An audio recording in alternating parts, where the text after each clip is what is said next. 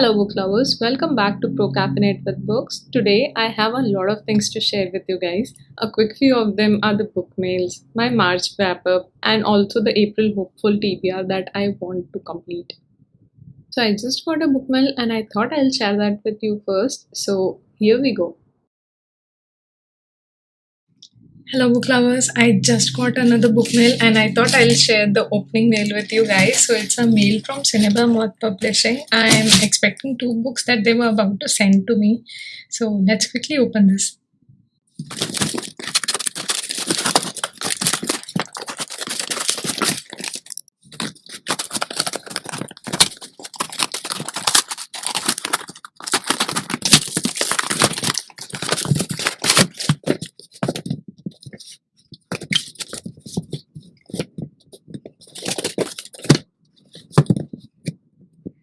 So the first book that I have in the mail is Imaginary Friends by Chad Music.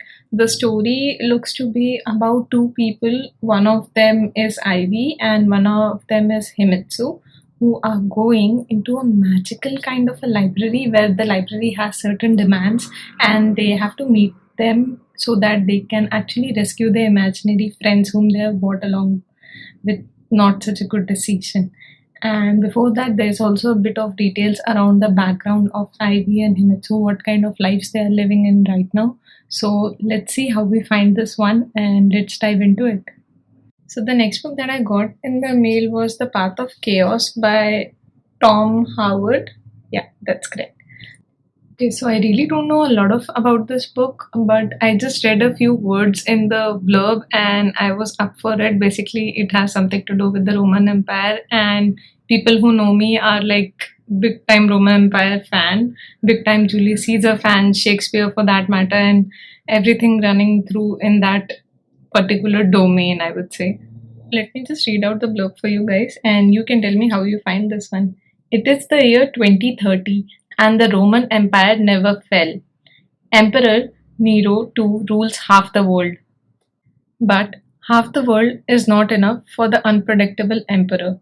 Britannia is a Roman outpost. London Bridge is lined with the crucified bodies. The streets are patrolled by soldiers in high speed, horseless chariots. Nero views Britannia as a vital but fractious asset for his planned invasion of the Republic of Indigenous America. Boatman King was born out of rage, a rage that propels him to try and destroy the empire. He is not alone, he leads clandestine, okay, whatever that is, rebels fighting to drive the empire from Britannia. These rebels are his weapons, which he hopes will obliterate Nero and the entire empire. Rebellion, though, comes at a steep price. Olivia, the boatsman's wife, is caught and crucified on the London Bridge by Nero's son Maximus, who is intent on flushing the boatman from his hiding. Instead, Maximum draws Marvick, the beast Kirabo, boatsman fearsome second in command, a champion gladiator who now fights for Rome's dismay, not their entertainment. And that is what this book is about. Pretty much, I still don't have an understanding, but I'm ready to jump in blind. March has come to an end, and I have read all these books, and I'm just trying to squeeze in just last one together in the last few days. So I have the Path of Chaos with me, and I'm trying to read it, and I'm somewhere around 50 plus percentage somewhere. I'm also annotating the few places where I found some really bloody, gruesome instances, and I want to keep count how bloody this book is for some reason. I don't know. The good part, however, is that the book actually gives you a detailed instruction with content notices and disclaimers detail that actually kept me mentally prepared before jumping into this one. I'm actually finding this one quite engaging so far, so I'll keep you posted on the updates that I have on my Instagram. So stay tuned over there for this particular one. And moving further, let's join in into the list that we have covered for this month. Return to the Hoodoo, which is the first book in this series, and I read the prequel of this book last month and found it very engaging. However, I cannot say the same for this particular book. Frankly speaking, I like the prequel much more than this particular one, and so I'll not share a lot of things with you. It's just that the story was not that mind capturing for me, and I did not find it so much interesting at all. Moving ahead, I read The Dreadful by Jennifer Kelleck, which is another middle grade fantasy book, and the story is about four students who are pertained into detention after school, and their phones are being confiscated, and none of them are interrelated. Strikes a bell? Yes. I was immediately reminded of One of Us is Lying after reading this particular one.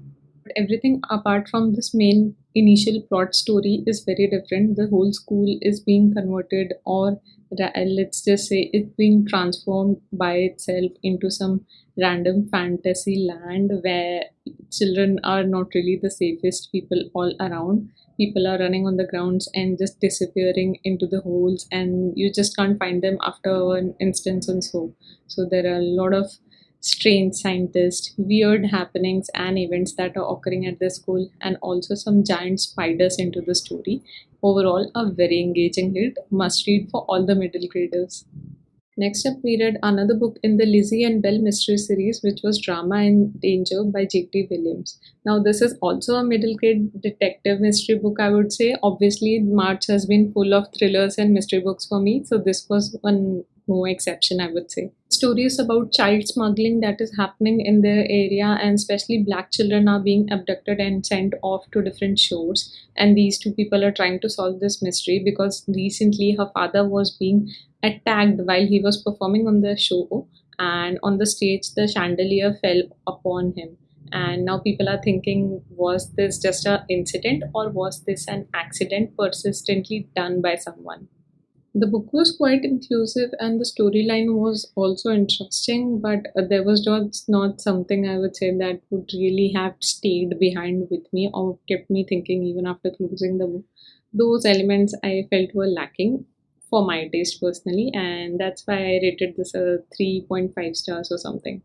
Up next is Vera Wong's Unsolicited Advice for Murders, which is one of my favorite books that I read this month. Why so? It's sassy, it's cute, and it's also a cozy mystery kind of a thing, and you will laugh throughout this book. There are sensitive areas or moments, I would say, in this book, but overall, it's a very funny book. The story is about an Asian woman, or I personally call her the Asian granny. She is a perfect representation of how Asian grannies are, who basically love to cook and love to feed other people, and they just like to be in charge and tell people the rights and wrongs, what to do, what not to do. So there's this Asian granny who has her tea shop, and she basically hates coffee. She likes the tea with all the herbs and everything and prepares them at her shop, but recently her shop is not been doing so well, and one day she just finds a dead body in her tea shop. When police looks into the matter, they decide after all the investigations are done that this is an open and shut case of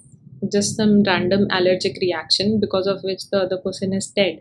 But she personally thinks that he has been murdered. Now, why he would be murdered? To find that, she sanctions a obituary in the newspaper about this person, and then two to three people randomly come around to see the dead body and ask her certain questions about it, and she is sure one of them is guilty. So obviously, rather than relying upon the police and the investigation, she decides to dive into her own investigation, and she does what she has to do. And while she's investigating, there are certain attacks that may have happened upon her, and she's just losing all the hounds to find the actual killer.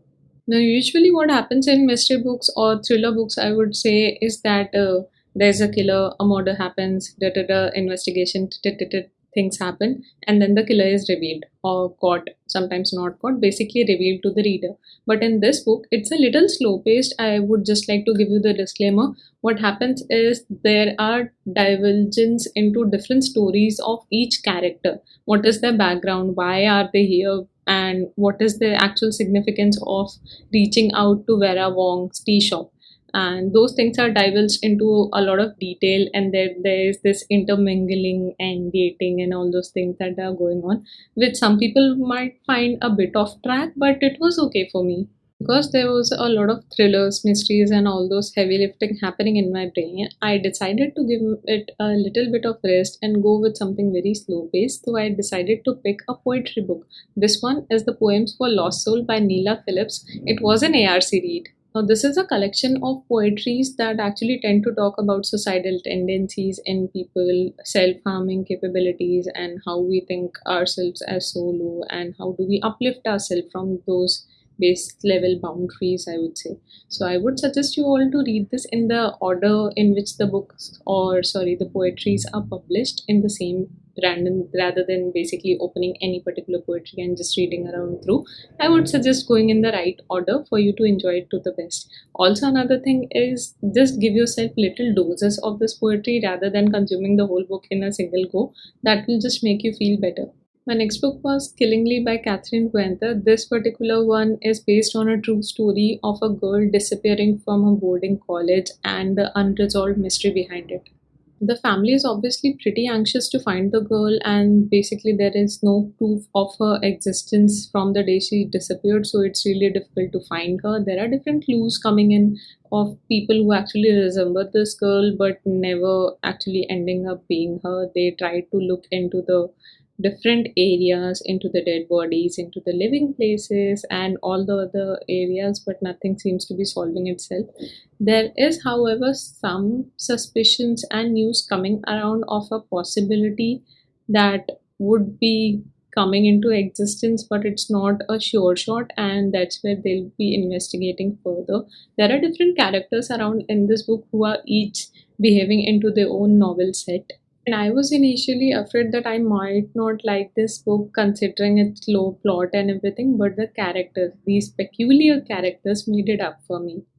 Now, I read this some time ago, but there are just these few things that refuse to get off my mind, and that is the kind of book I really like, and that's why I rated this around 4 stars because it just does not get off my mind. And now that these are done, let me just bring you along to my April hopefuls, or in other words, my next month's TBR.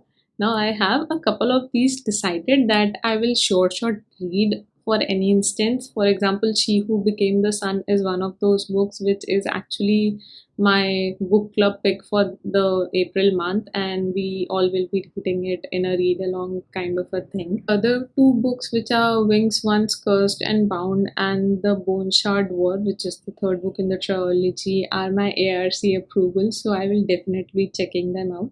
I also have started The Secret History of Donna Tartt, which is a chunky little piece of literature, I would say, and I'm trying to get through it, but it is a bit too philosophical. It is very good, but it is too philosophical. Bell Hammers is a story about Egypt, and that's all I basically know. And I really want to read it because anything related to Roman Empire or Egypt and current situation is something I would love to read. Also, I have Bookworm, which has been on my TBR for like 2 months now, and I'm really trying to make a dent on it. So let's stay hopeful that I get to read this. And that, my friends, were all the books that I wanted to discuss with you in our lengthy today's session. I hope you all are having a fun time reading books as well. I'll catch up with you in my next session. Until then, keep your coffee strong and your TBRs long. Goodbye.